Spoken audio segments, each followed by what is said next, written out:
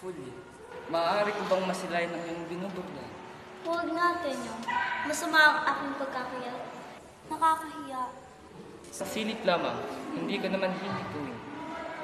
Bukas, pag natapos, ipapakita ko sa iyo. Ang mga daliri bang itong hubog kandila ay may mayayari hindi mainam? Huwag mo na akong tuyin. Pangit na ang aking mga daliri. Bakit? Napagod ka ba? Masama ka palang mapagod. Masakit sa iyo?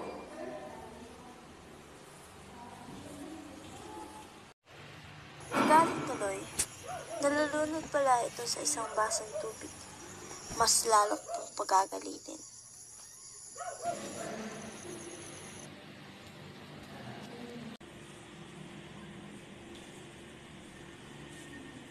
Huli ako. Patawarin mo ako. Hindi na ako nagalit. Masakit sa akin magalit ka. Hindi na lang bagay. Lumalaganap sa aking dibdib ang masaganang tuwa. Lalo na't nakikita ko na rapat mong ilimbag sa kanyang ito ang aking pangalan. Hindi nagkakamali ka. Hindi ko sa'yo ang kanyang iyan. Sinungaling. Kaninong pangalan ito? Antonio, Ellen, Narciso, at Efe Flores. Sa amo, iaalay ko sa kanya ngayong araw ng Pasko. Sa amo man, sa demonyo, bakit ang letra ay A, N, at F? Sapagkat ang A ay amo, N ay natin, at ang F ay Friday. Friday. Amo natin Friday.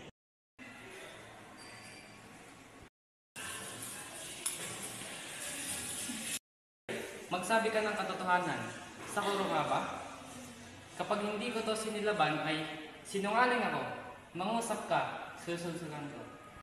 Huwag mo kasi laban ang kanyang pangalan. Kuya, nakita mo ba ang barak ng mga ito?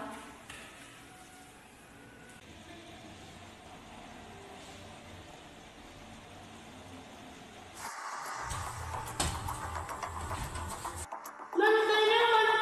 Oh, Lucas, napaano ka? Idinagit ko yung tatang ko ng mga bulang galing Santa Maria. Di kayo kinapit, sinanang. Opo, sa bulakan ko yata ito dadalhin. Iya, paparoon mo na kung susundan ka ang tatang. Sandali lang at ngunit sasama. Kuya, tumapos ka.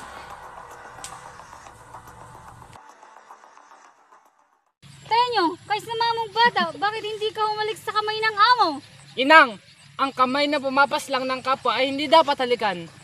Huwag pong maniwala sa gobernador sa pinagsasabi niya na papalayain na daw si Tatang. Bagkos, pinagpilin pa ngang hayaan na lang mamatay si Tatang. Tenyo ang tatang mo. Tatang! Ingo! Mahapaging langit. Inang, tignan mo't malubha na ang kalagayan ng Tatang. Tignan mo't naghihingalo. Ingo ko! Tenyong, naninigip ng dibdib ko. Ang sakit ay tumatagos hanggang likod. Aking mahal, marahil ito na ang ating huling pagkikita. Aalis ako upang ipag-iganti ang aking ama.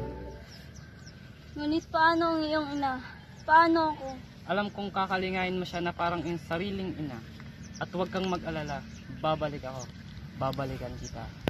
Dalhin mo itong simplastik bilang tanda ng aking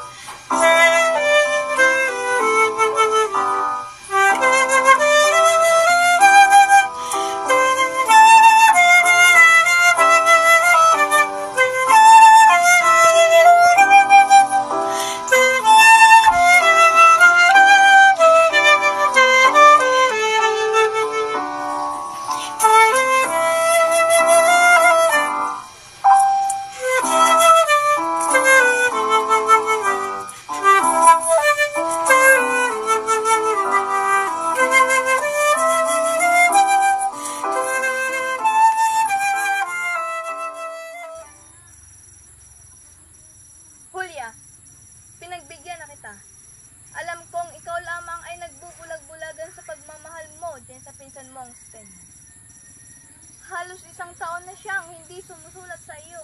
Ano pang hinihintay mo? Babalikan niya ako. Julia, alam mo, si Tenyong ay lalaki, makisig, masipag at may pinag-aralan. Marahil may ibang babaeng nagkakagusto sa kanya at marahil ay matukso siya.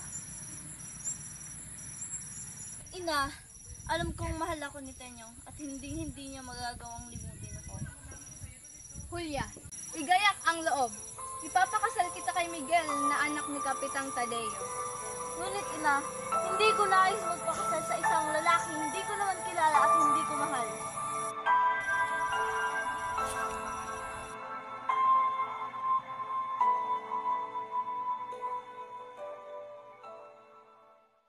Kapitan Tenyong, Oh, Lucas, na paano ka? binugbog po ako ng mga kalaban. At may nagpapabigay po sa inyo. Kanino to galing? Buksan niyo po at iyong malalaman. Tenyong ko, umayon tayo sa kalooban ng langit. Magbalik ka at ako iligtas. Ipinagkaayari ako ni inay kay Miguel na anak ni Kapitan Tadeo. Magmadali ka. Mahal ko.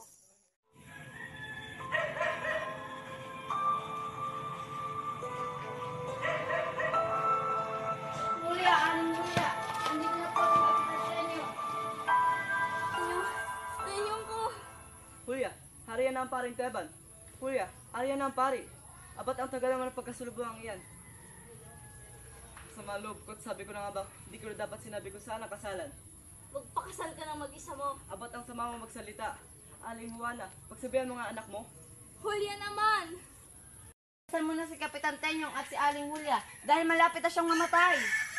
Miguel, pumayag ka na! Mamamatay na si Tenyong! Sige pa pare, pumapayag na ako.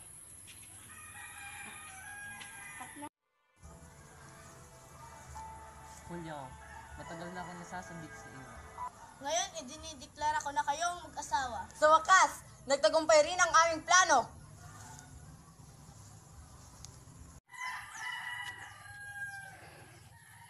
Walang sugat? Walang sugat!